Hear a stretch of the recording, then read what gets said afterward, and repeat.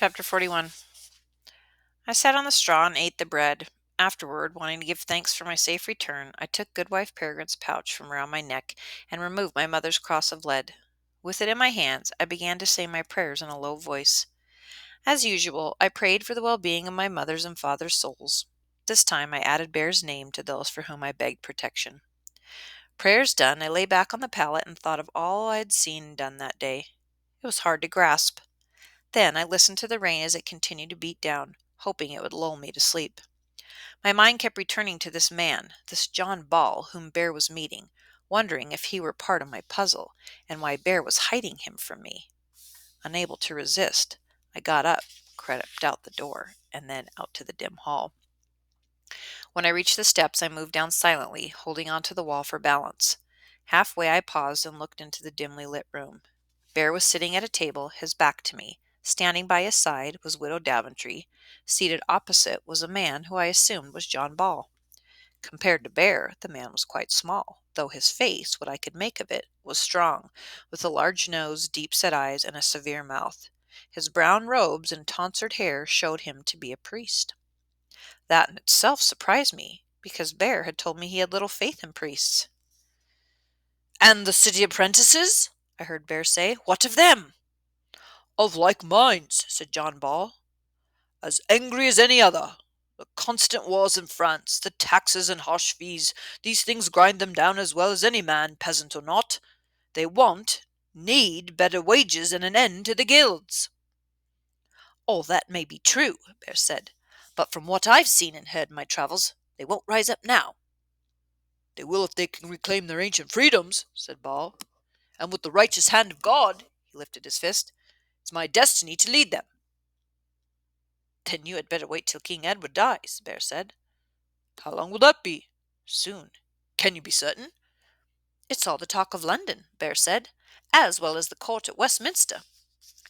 "And who will succeed to the throne?" said John Ball. "It could be his son, the Duke of Lancaster." "The most hated man in England? That would help us." "But the true heir," Bear went on, "is the king's grandson, Richard of Bordeaux." "The child?" said John Ball.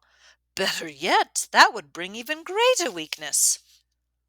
"Why do you think this is a proper time for an uprising in these parts?" I heard Bear ask. "Lord Furnival is dead," said John Ball. "There's already much confusion. Lady Furnival has summoned all the authorities from his manors. With no known heirs, she is vulnerable." "Now listen to me, John Ball," Bear said.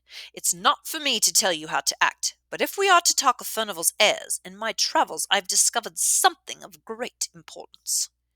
He spoke so low that his words became indistinct, but I had heard enough. I drew back up the stairs.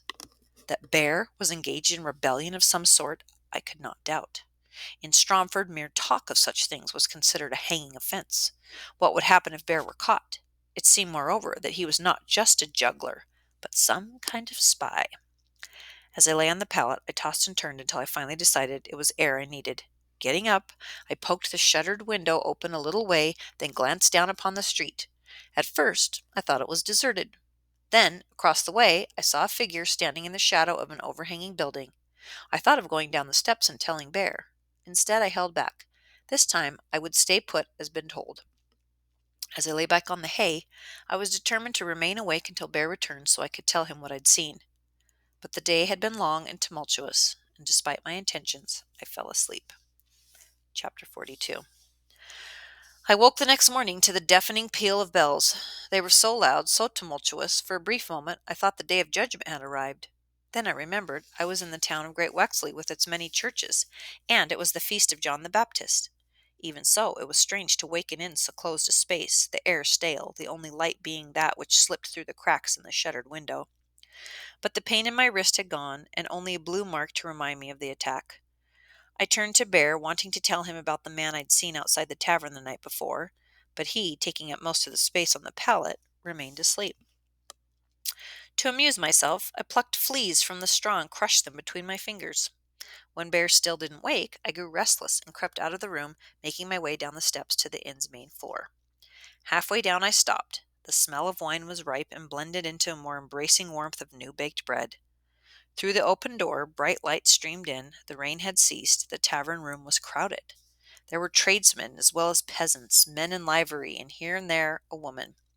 Most people were dressed in dark and rough brown clothing, but some were very elegant in bright colors and fur trim. Midst the cloaks and hoods were hats of more variety than I could recall. People ate by dipping large chunks of bread into bowls of wine, stuffing themselves, then hurrying away. The talk, loud and spoken quickly, went faster than my ear could catch. What I grasped seemed mostly about the day's market, and that it was a glorious day. Presiding over all was Widow Daventry. Louder to my ears than all the people combined, she fairly threw down loaves and bowls of drink on the tables, now and again buffeting men with her fists, or exchanging insults with a boisterous tongue, even as she put coins in her purse, the bread costing a penny, the wine the same. As I watched, more people came in, sat, and ate. Midst the swarm of people, mangy dogs wandered. I even saw pigs snuffling up what had fallen to the ground.